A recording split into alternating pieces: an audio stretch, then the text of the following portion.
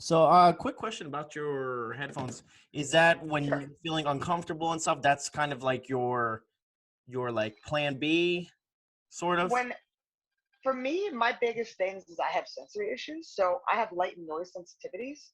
And like I'll jump around, I'll jump when I hear like, for example, weight slam behind me in the gym, and everyone's wondering like, why is she jumping so much? And it's just because to me that sounds way louder than it's probably sounding to the rest of everybody in the group, Okay. and Yeah. I can't help that. Yeah.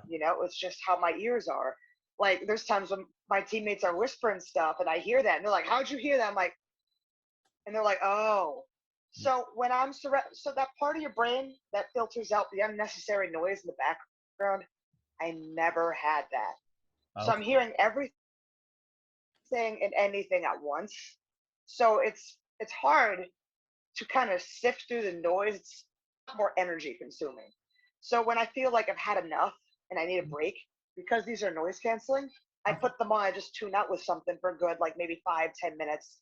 And And then then when I get, reset. I've had that one sound, I can come back in and like deal with everybody again. So Gotcha. it's these little things through trial by fire I've kind of figured out. Yeah. Like I didn't know that when I was younger, that light was such a big deal. I thought everybody went through that and I was just the weakling. Same Mhm. thing with my noise stuff. I thought everybody had the same thing going on and I just couldn't get with it. Mhm. But it turns out no, how I perceive light, how I perceive noise is different, you know? So again, that's what makes me different than say my siblings or everybody else. But you will still encounter autistics who have these kind of sensitivities but will react differently. Definitely. And you know what?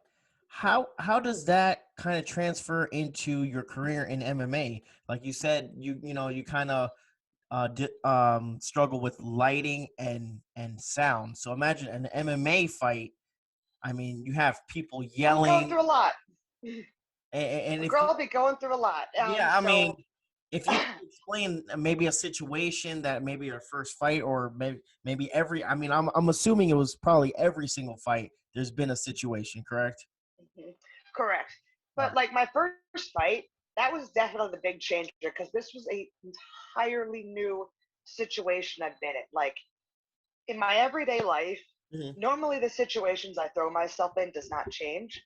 So Okay. as I've gotten older, I have found new ways to cope or navigate said situations. But getting into a sanctioned fight was entirely different because you're not prepared for how hot those stage lights are beaming down on you in the middle of a fight. You're Mhm. not prepared for, your heart feeling like it's going to beat out your chest. You're not prepared for the cotton mouth. You're not prepared for your body just not feeling right from the adrenaline. So you have all these new chemical changes and imbalances that are coming because of a situation you thought you were going to just handle with ease. Yeah. And then you're getting in there. Not only are you having to try and, for me, I had to scramble with my first coach and pick out his voice out of the entire crowd. I mean, Wow. granted, it's an amateur fight. It's a small crowd, but it's still a crowd nonetheless, and noise while you're focusing on your body feeling like shit, or at least not like how you normally go through sparring or whatnot and how to navigate that. It's a lot on the plate, but I was able to kind of pull through. Just, I guess I'm really stubborn. It's just like, yeah, all right, someone's hitting me and trying to take my head off. All right, fuck it. So I just went through it. I mean, that first fight, I didn't really hear my coach at all because I also had to deal with a botched weight cut for the first time ever that I Oh, did pretty much on my own. So all these little factors, and somehow, by the grace of God, I made it through with a win. So, but yeah, each fight presented its own different struggles, such as one amateur fight I was fighting in front of 17,000 people, and I wasn't prepared for it. It threw me off, and fight didn't go my way, and it just didn't. But then the next time I came into that area, I knew what to do. I knew how to deal with the noise, and I came out winning my amateur title. oh, So nice. yeah, it's definitely a single fight. So, like, I mean, like most fighters, every fight is a learning lesson. But for you, it's something you learn new about yourself, kind of. If you think about it, I mean, you have, Correct. and especially, what about now? Since there is no crowd. I mean, it's is it a little bit easier for you? I know obviously it's not going into a cage and fighting is never easy, but just the noise reduction. I actually have not been in a fight with no crowds yet, which is No, not very yet. surprising during Rona. I have fought twice since the pandemic changed the rules for crowds and stuff. One was in Miami, Florida. I was told there was not going to be crowds, and then there's crowds. So I didn't appreciate being lied to Yeah, by that one promotion, among other things they did.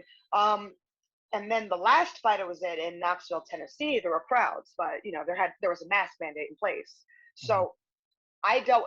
They were lessened, because they're at capacity now. mhm. So I mean, but for me, it was still kind of the same. My amateur fights in a crowd, but I'm very grateful. My Muay Thai coach Marvin Eastman has a very distinct voice. So no matter where he is, You can hear I him. can pick his voice out of the crowd now, and I can hear him no matter what. And I'm happy he's that kind of dude I can hear.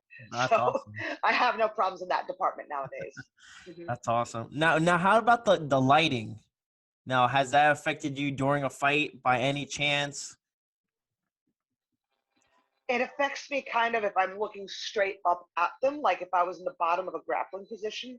Hmm. Thankfully, fingers crossed, we are not getting in that position. I've been taken down three, four times so far in my career, but I've always gotten right back up.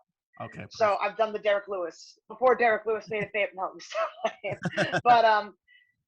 But it's when I'm looking out, it's like, damn, these are really bright. It's like to me almost like looking up at the sun at times. Oh So I'm like, wow.